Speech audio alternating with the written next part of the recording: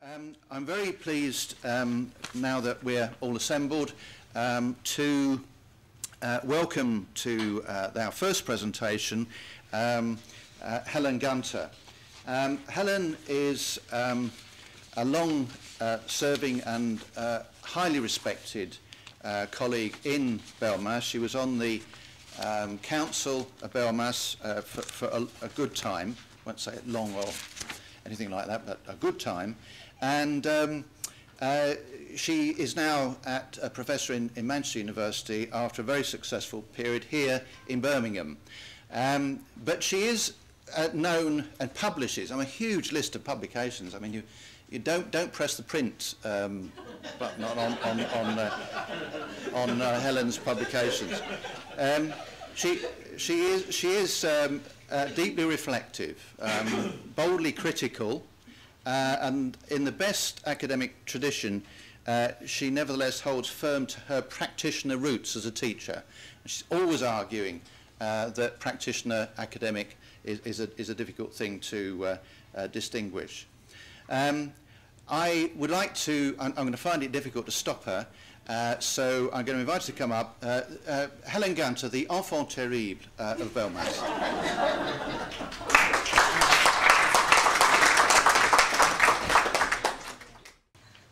Well, good morning, colleagues. Follow that. Thank you very much for your introduction, David, and for helping me with the latter part of my talk, I think. Hopefully I'll be able to make the connections. Good morning, colleagues, and happy anniversary to BELMAS. I've been asked to speak about the relationship between the past and the present. And I'm going to start with a quiz, and I will try and make it as exciting as pointless, but I doubt it very much. I'm going to begin by talking about various perspectives in relation to our field. So I've selected two quotations, and when I've looked at the printed text in your packs, they are a bit tiny. So if you want copies of my slides, then please do ask. But here I've got a quotation from a head teacher. Perhaps the most, and I'll read it out in case it's too small there at the back. Perhaps the most important problem of all, which faces a head, is how to arrive at school with a smile, keep it all day, still have it when he gets home, and then sleep soundly when he goes to bed at night. Would we like to put a date on that? Anybody? This is the pointless bit. 1924, Peter. Good morning, Peter. 1924. No. 1980s. 74. Oh, we're getting warmer. Yeah, it's 1976. It's Colgate in Peter's collection of head teacher stories. The next one is a researcher, and there'll be people in this room who will know this one. That the field is concerned with the acquisition, control and distribution within a school system of scarce educational resources, a term that includes status and rewards as well as buildings and books. The processes involve decision-making, communicating, evaluating, supervising and so on, a characteristic of, insert your own word, behaviour in organisations of all kinds at all levels, and as such they require description, analysis and conceptual refinement. Anybody like to put a date on that?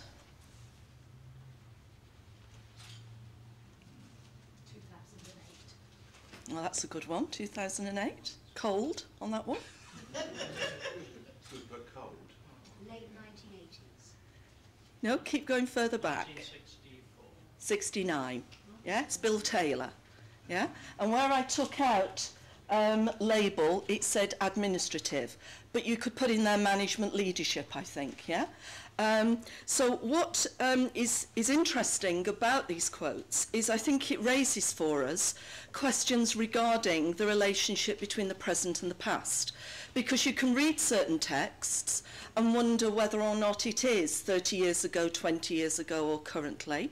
And certainly I think that there are things in these texts that continue to resonate today.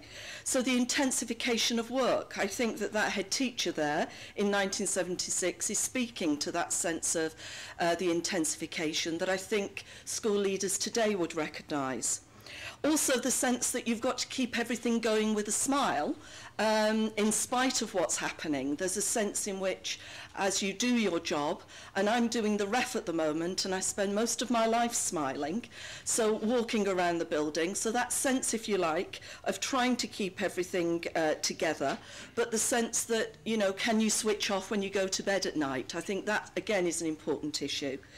And then I think from Bill Taylor, the fact that you've got the activities listed there that are very, very relevant to us today. But the question is, what do you actually call it? You know, do you call it administration, management, leadership, and so on? But I think even though it resonates today, there are important questions to ask. You know, what are we making decisions about? What are we smiling about? Are we doing it around privatisation?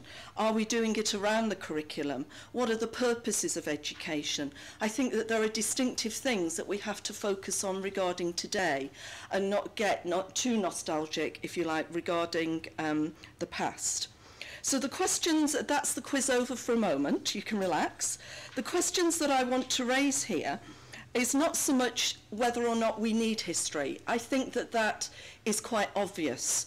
And if you are not convinced on that, then I think that you need to look at Peter Ribbin's guest-edited issue of JEH in 2006, that I think makes the case and reminds us of the importance of history.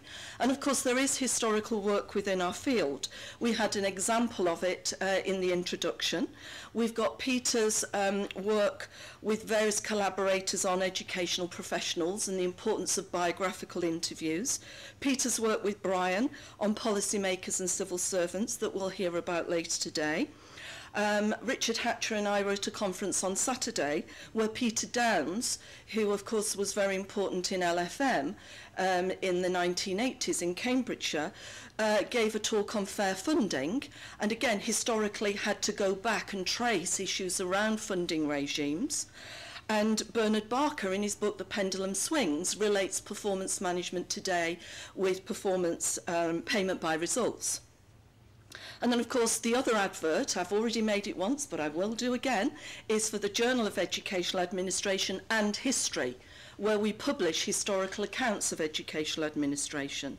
And currently, we're seeing quite a big plethora of books that are coming out that are telling the stories of New Labour, whether or not that's biographical work from the people involved in policy, the most recent one being Andrew Adonis's book, or whether or not we're looking at research-based books, and Richard Pring's book about secondary education for all is recently out. So we're getting a sense, if you like, that contemporary histories are being written. However, as Peter reminded us in 2006 about historical work, that the study of administration in education is important, that enabling this requires an understanding of knowledge production, that history is crucial to such knowledge production, and there's good reason to suppose that history has not been and is not being given the attention it merits in our field. And I think that was a point that was well made, and I think it is still the case today. So I want to raise a number of questions to get us thinking about history. And the first question I'd like to raise is, what histories do we want to construct, and how do we want them to be useful to us? Now, in doing that, I think what I'm really saying is that the methodologies and methods that we use in historical work are, of course, deeply inflected with power structures and processes. And so in a post-colonial world, how do we give recognition to resources that construct histories differently? So do we go to the United States for our models, for practice? Or, as Michael Apple has argued, do we go south? Do we go to Brazil and Porto Alegre for the way in which schools and education are organised? Do we go to the US for theories of leadership? Or do we go to France for our social science? Or, as Raewyn Connell has argued, do we go south in southern theory for our conceptual tools? And to hit the point home, I'd like to suggest that if you read anything at all this weekend, that you get off your shelves the 1999 book from the ESRC seminar series that was edited by Bush, Bell, Bolam, Glatter and Ribbins. Because in there is a gem of a chapter by Valerie Hall. And I think that she helps us think very, very carefully and interestingly, and continues to resonate about issues that are important for our field. She uses the metaphor of separate tables to challenge the field. Women study gender usually through the barriers to women and not men, and men don't recognise that gender is an issue. And she basically says that we need to challenge the taken for grantedness of gender, and of course the intersectionality with issues of class, race and sexuality. And importantly, she illuminates the position of the issue as a separate chapter. She's a separate chapter in the book rather than the fact that it pervades the book. And it's only when all chapters in an edited collection begin on the basis that educational administration is taking place in an unjust world, might we actually start to get scholarship that challenges the realities and thinking about everyday life. So for me, the kind of histories that we need to be thinking about are the ones that don't replicate social injustice in our world. The second question I want to raise is who writes those histories? Well, as already said, there are few of us about, but if we're to stop being at separate tables, it does need to permeate the field. It seems as if sometimes that the field has accepted the remit and requirements of commission funding, particularly in the last 10, 15 years, where of course historical work doesn't usually feature. If it's done, very often it tends to be based on fabricated past that leads to inevitabilities that you're required as a deliverer to do. And it seems to me that historical work needs to be generated through how we set and contribute to our own agendas, through doctoral studies, through research funding from research councils and charities and so on, through innovative methodologies such as ethnographies that link to bigger picture analysis, and through illuminative descriptions and conceptualizations. But in the meantime, it seems to me that journalists may be taking the lead from us. And I'm thinking of Francis Beckett's book on academies, which I think was an important statement to our field. And this is in contrast, say, to biographies such as Andrew Adonis's recent book, where the dangers of selective memory and a lack of scholarly engagement with evidence is really very obvious. So the question is, how do we in the field respond to this rush of biographical work? And how are we writing our field, or are we allowing other people to write our histories for us? So I think that we need to ask, who are the authors of our field histories? And as much of our history is elite history, we might ask how we might demonstrate histories through work with children, parents and communities. And I certainly think that Michael Wood's recent Histories of England based in communities, particularly the one on Kebworth, I think was an excellent model for us to think about. Question 3 is, how do we tell those histories? I think that we live our lives through stories of children and how we've enabled them to learn, colleagues we've worked with, events in our private lives, whether they're positive ones like getting married or negative ones such as bereavement and so on.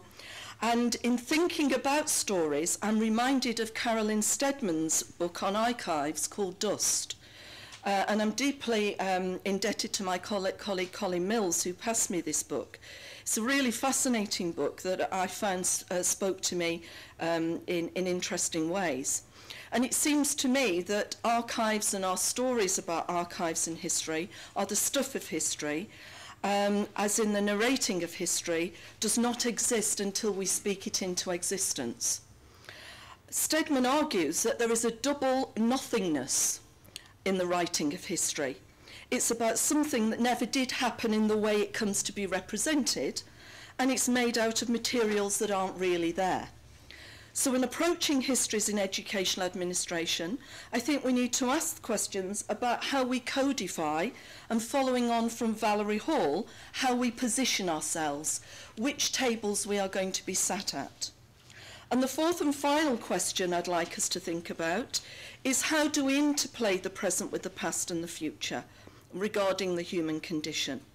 Now, as some of you know, I've just finished writing a book on using Hannah Arendt's methodologies and ideas to raise critical questions about the field.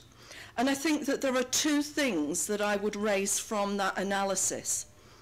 The first one is Hannah Arendt uses a metaphor called thinking without a banister.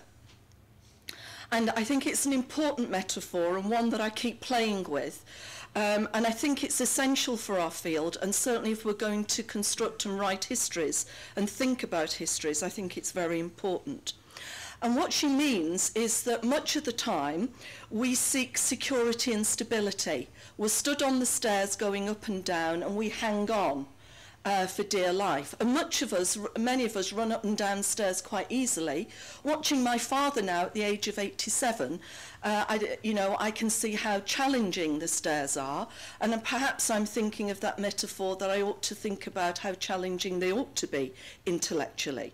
In other words, if we take the banisters away, then we might be able to think much more creatively about our field and where we're going. And so in doing that, Arendt's work is incredibly challenging around totalitarianism and the conditions for totalitarianism. She argues they're with us all the time, and the question is how they crystallize. She looks at issues of lying, and I found it very interesting reading ministerial speeches and identifying the big whoppers.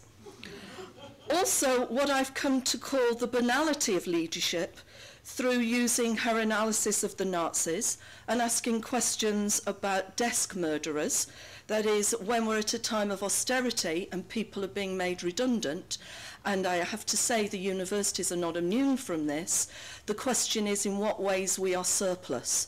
And certainly Mrs. Thatcher made sure that historical work in schools of education was deemed surplus when it was removed from teacher training.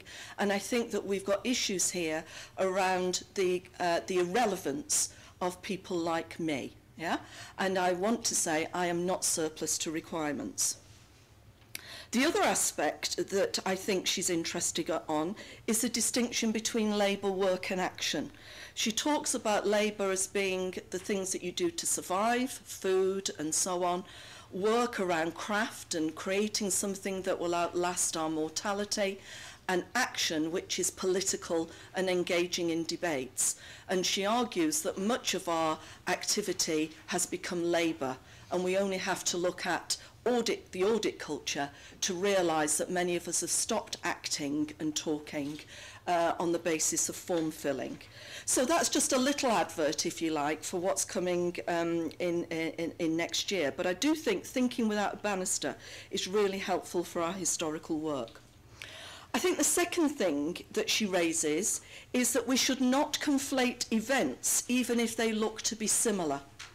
So it is argued, using Hannah Arendt's work, because she was already dead at the time, that 9/11 is not the same as Pearl Harbor, even though the media in the US made out that it was. While comparisons can be made, we need to focus on what's distinctive. So the kind of attack on the US is the same idea, but 9/11 is a different sort of event than Pearl Harbor. So this morning, what I'd like to do is think without a banister and raise some questions about the field and how we might do productive histories. So I've recently tried to put a history together of educational administration for the British Journal of Educational Studies. And I kind of came up with 5 Ps because I wanted to use bullet points, because as you know, I really love bullet points. That production, what I'm getting at here is when we come to write histories, I think that we've got to think about knowledge production.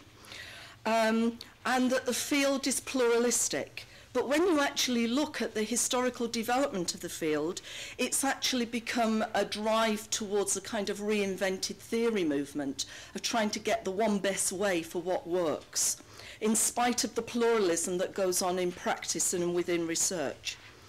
And while things like socially critical work remains vibrant, and we've got a research interest group around critical educational policy and leadership, you wouldn't think so that it was that vibrant when you actually look at the texts and the way in which people are trained. So I think we need to ask questions about the knowledge of the field when we look historically, regarding who's produced what's there, under what conditions, and in particular who funds it. I would then want to move on to production processes. And historically, when you read the way in which the field's developed its knowledge, there is a tradition of borrowing. And that word is used a lot in the text when you go back in time. And again, the borrowing idea has been captured by the functional approaches.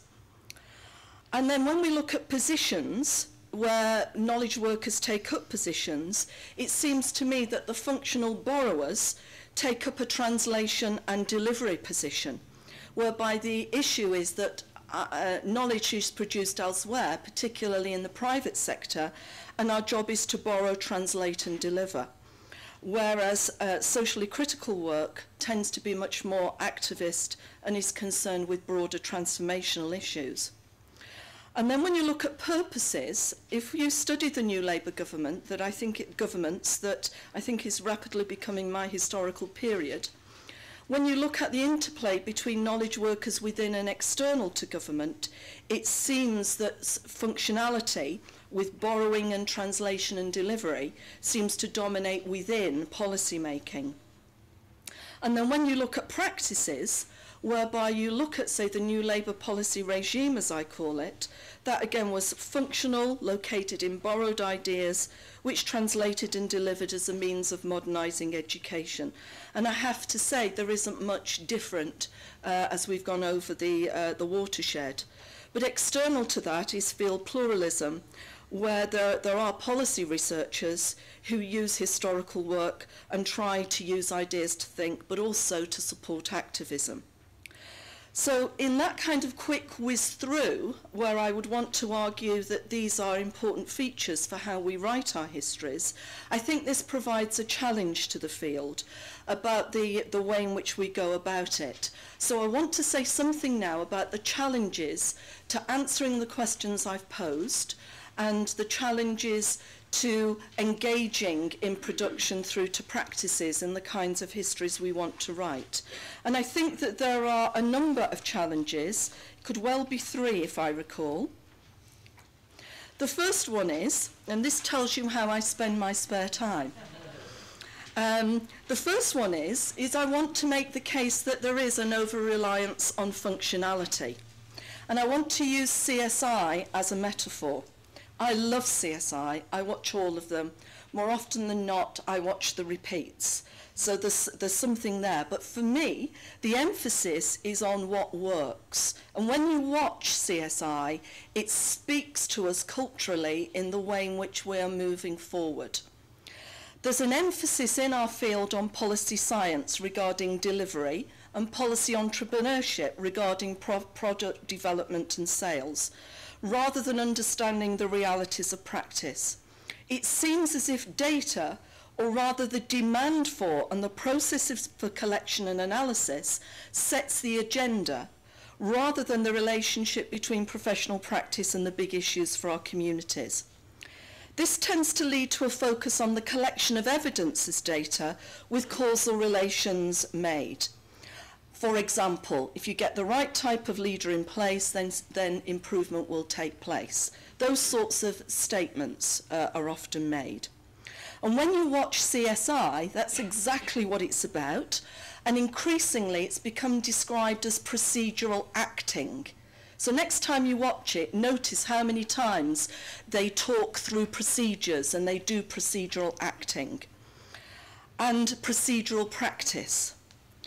And it seems to me that within our field, there is too much dominance by procedural practice, following rules, and so on. And so, just as CSI focuses on crime, we focused on crime in education, which of course is failure. So teachers fail, children fail, schools fail, parents fail, academics fail. And there's a great document, and if you've not got it, then get hold of it. I think it illustrates it nicely. From what was the DFES, called Smoking Out Underachievement. That's a great title. And when you watch CSI and when you look at the last 10, 15 years, data matters, but schools are awash with it, and much of it's fabricated in schools. And it seems to me that the field has adopted the neoliberal position that's illustrated in CSI. If you watch CSI, particularly Miami, they're constantly making the point that the people that they've arrested have made bad choices in their lives. That's why they've ended up murdering someone. And it seems to me that we as viewers are meant to look upon this and make sure that we don't engage in such foolish behaviour. I certainly think that Ofsted and other data collection agencies are trying to enable the profession to look on others and look on schools and make sure that the lesson must be learned. So I think that there's an over-reliance on functionality, and we don't want histories that are functional. I think the second issue, looking at our field, is there's too much emphasis on heroes and villains. Now, quite frankly, Pierce Brosnan can come and rescue me anytime. But I do think that there are problems here regarding the emphasis on elites. And there are always elite villains as well, which is interesting. What we've seen in the last 10, 20 years is the writing of salvation narratives by people in the field. The sense that heads writing about how they've turned a school around or how this particular strategy will solve your problem. And it seems as if the emphasis is on the charismatic hero, the Secretary of State, the Director of the National College, charismatic heads, and the evil villain. Whether or not that's me, as the enfant terrible, teacher unions, parents who come to school in their pyjamas, the whole raft of people who are villainised. And they must be defeated or shown the errors of their ways. And certainly this creates a form of passivity. And importantly, it seems to me that what we're seeing is that when we used to watch the old Star Treks, do you remember there was always somebody in a red shirt who you knew as soon as they beamed to a surface, they'd get killed. They would be the one who'd get killed. Yeah? And it seems to me that sort of person, as soon as you see them and then ensuing battle, they know that they're going to be killed. They're superfluous to the drama. And at a time of privatisation and cuts, it seems to me that we're all superfluous. However, we do have histories that show the excellent work that's being done by ordinary people doing a really good job, much of which is invisible. And I have to say a lot of practitioners want to keep it that way because it's damn dangerous to get onto certain people's radars. And the third one I have talked about before, and I've written about this one with Pat Thompson. Trini and Susanna could not write the history of our field, but many of those Trini and Susannas are thriving. And they're thriving in the name of agency, the sense that we're giving rules. And I followed them today. I'm wearing my lipstick and I'm wearing a V-neck top. That is Trini and Susanna's rules for being a credible woman in the modern world. So we're given rules for our everyday lives, which structure in ways that are deterministic. And beware of leadership makeovers. When you read through that, substitute Trini and Susanna for Ofsted. We get a glimpse of Trini and Susanna's world, but in reality, we can never enter because there are issues of status, links to the royal family, and issues to do with income.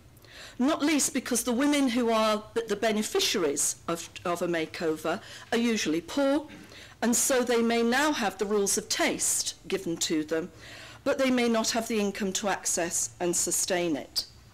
For me, this is evident not just in the audit culture processes, but in the language that's accepted. And we might want to consider whether or not the move from administration to management to leadership to social entrepreneurship, it seems to be the buzzing phrase, is actually a makeover. What do we want our practice to be, and what do we want to call it? There has been the use of communication methods that close down opportunities for debate, such as the overuse of bullet points. And in that paper, I was just trying to remember with a colleague earlier, where I illuminated the use of bullet points as a form of embalming fluid. You look good, but there ain't much going on. Now, few have resisted Trini and Susanna, and I'm thinking here of people like Jeremy Clarkson and Joe Brand. Now, it's hard to do that, though, because what they say is so common sense, so normal. For me, it's the tension between legality and guidance that illustrates this. The profession has been criticised for taking too literally the guidance given by successive governments on issues, for example, of the curriculum, as if it was a legal requirement. This is Martha Payne. Martha Payne's a primary school student, and she started photographing her school dinners, grading her school dinners, set up a website and a blog, and then used it for philanthropic purposes to generate money to feed in Africa. I can't go into the details here, but for me this speaks to educational administration issues, of values, decision-making, workforce issues, everything that head and Bill Taylor was saying in those initial quotes. And I'm quite sure that there must be a ring binder on how to lead and manage your school dinners. However, for me, the whole issue of the Martha Payne matter raises two issues in our field, particularly the place of children. Now, I've done work on this before with Pat Thompson, but Jean Ruddick and Michael Fielding are the real leaders on this area. It seems to me that nobody seems to write about childhood and learning in our field. It seems as if children are the passive beneficiaries of educational administration, and there doesn't seem to be a book on educational administration and children. There are other issues. It seems to me that the demand for data evident in this project, that is the grading of food, the relationship between this as a method and the conditions in which food is produced, the workforce, pay and conditions, the per pupil allowance for meals, relates this place of food to wider issues of the relationship between the state, public policy and investment in education. In fact, this plate of food is not actually about food, but is about how in a neoliberal demand for privatisation, working its way into everyday activity. The second one that I think stimulates histories, do we know what that one is? No? Sangata Mitra has put a hole-in-the-wall computer as a means of helping India's poorest children. He's identified how children can quickly teach themselves the rudiments of computer literacy, and he calls this the concept of minimally invasive education. To test his ideas, he launched his hole-in-the-wall experiment. He took a PC, connected to a high-speed data connection and embedded it in a concrete wall next to his company headquarters in New Delhi. He left the computer on, connected to the internet, and allowed the passerbys to do what they would. He monitored activity using a PC on a remote computer and a video camera mounted on a nearby tree. What he discovered was that the most avid users of the machine were ghetto kids aged 6 to 12, most of whom have the most rudimentary education and little knowledge of English. Yet within days, they taught themselves to draw on the computer and to browse the net, and is convinced that this is the way forward for education in India.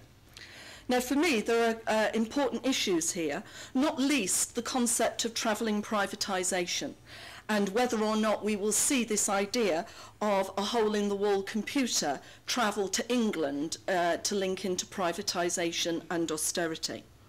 The questions that this generates for me are around matters of integrity. That project that he did would never get through the University of Manchester ethical procedures. Some of the issues are educational, about how children learn. Yes, we all know that children can learn for themselves, but we also know that teachers are important in relation to how children learn as a group and the importance of questioning. I could go on, but I won't. You're convinced of that argument. Significantly, what it seems to me to say is that the approach is probably more about business than it is about education. Children need to be computer literate in order to operate in the marketplace. They need to know how to buy online. They need to be accessed by online advertisers. And there are reports about the lack of equity issues. It seems that women adults who don't access the computer don't seem to matter. He's not interested in them, and I think that that is a crucial point. Critical research on trends in education have noted the shift away from education for all, and I don't think this is an example of education for all, but have noted the shift away from education for all to a residualisation of the curriculum around basic skills and towards for-profit education. And Ron has argued about the issue to do with autonomy being seen as a reward and the importance of a system that we need to be thinking about. So it seems to me that the emphasis has been more on small businesses and business access rather than an education system. And I do think that there are issues about poverty in the UK as an affluent economy, and this is directly linked to ed admin issues. But currently there is no book on ed admin and poverty, and there's a need for, to me to look at travelling privatisations through history. How do we connect the hole in the wall to LMS, GMS, CTCs, academies, free schools? How do we connect that? There's some historical work and thinking to be done on that. So what kind of histories do we want? So to wind up, those two examples I've given around a plate of food and a hole-in-the-wall computer, to me, stimulate some possible areas whereby historical work can be done. The place of children in education and the way in which teaching and learning, the profession, the nature of the school and the system of the school can be understood. So what kind of histories do we want? Now, this is where I connect with David. I love Downton Abbey. This is an incredible programme, very seductive. There's a sense, though, when you watch it, that we're okay now. This is the nostalgia, a kind of negative nostalgia in a way, that we're all right. You can sit there feeling quite safe and secure because we don't have to live at a time of such social conventions, such a stratified society, and life before penicillin. But we are in danger of seeing the past as a golden age when we watch programmes such as this, where all seems to be settled in a way. People accept their lot if they're downstairs, and if you're upstairs, you've got to recognise your responsibility. There's a sense, though, that things are changing and not always for the better. That's at the heart of the drama. Now, I don't think that we want that type of history, though the more I've thought about it, I think Downton Abbey has to be my next paper regarding the relationship between Downton Abbey and the restructuring of the school system. But there we go, I'll write that on the way back. For me, we don't want that type of histories that make us feel secure and smug. Educational administration in the past was not perfect. And there are deep issues, as Valerie Hall's work shows, that continue to run. History is not neutral, it's always in somebody's interests, and we have to recognise that. So how do we do that? And I think Pat Thompson and I did it through Life on Mars, that we did at BELMAS, a historical note there, a few years ago, and we've written it up. It seems to me that we need metaphors and models for historical analysis that don't sedate and don't manipulate, but actually get us thinking. What we asked was, what would happen if a head teacher would experience if, like Sam Tyler, here on the left-hand side, woke up in 1973 and had to run a school? What would they recognise? What would be different? What might they do that causes trouble? And what might they learn about their role that they could bring back to the present? The paper was provoked by a senior professor in our field declaring at a conference that not much had gone on before the National College. Really? The materials we accessed showed the situatedness of debates about comprehensive education, but at the same time, the issues about power and identity that still resonate. I don't have time to do the detail, but there are important points here about how the past is a resource and how we can think about the future. But there's still dangers of golden age-ness and nostalgia, though I think this has the potential to be more productive. Though I have to say, Downton Abbey does let us realise that capital punishment was and remains cruel and unjust, because Bates would have been hung, though of course we don't know if he did it or not.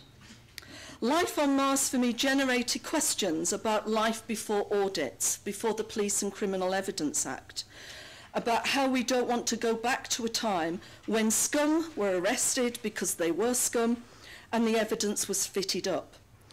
That's the gene hunt. At the same time, we don't want to go back to when in education when quality issues needed tackling, but they may not have been directly addressed. What Life on Mars does for me is to ask questions about what the issues were at the time, how they were resolved, and for our field, why did we draw on business management, and what happened to debates about democratic renewal. Life on Mars also shows that there are deep-seated social justice issues. It seems that Gene Hunt is a sex figure, and women are swooning at his feet. This seems to support the enduring issue that we women don't really want equality, we just need a good bloke to take us under control.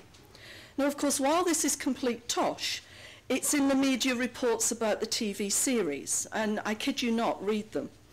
In the same way that in education, the structural injustices that mean some children do better than others are accepted as enduring.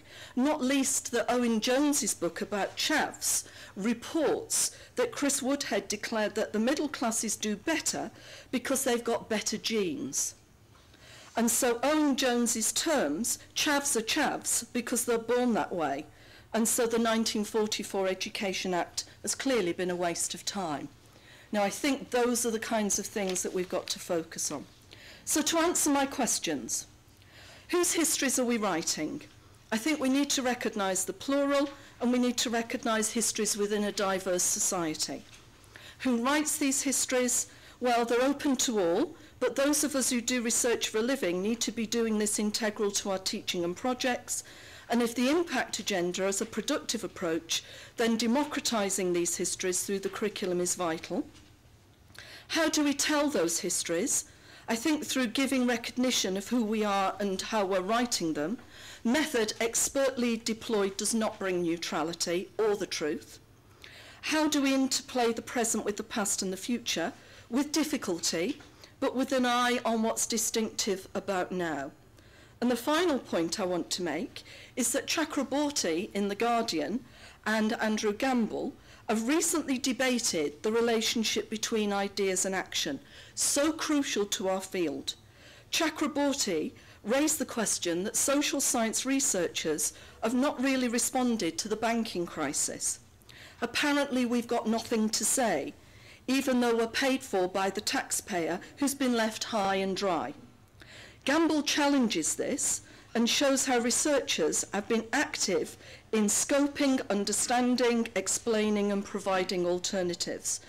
But he argues that researchers cannot be blamed for the failure of politicians to read and engage. It seems to me that yes, we need to promote historical work in our field, but we do need to understand the politics of knowledge production and the status of historical work within it. So we need historical work to be more than ourselves marketing it. It needs to be activist and political. Thanks very much.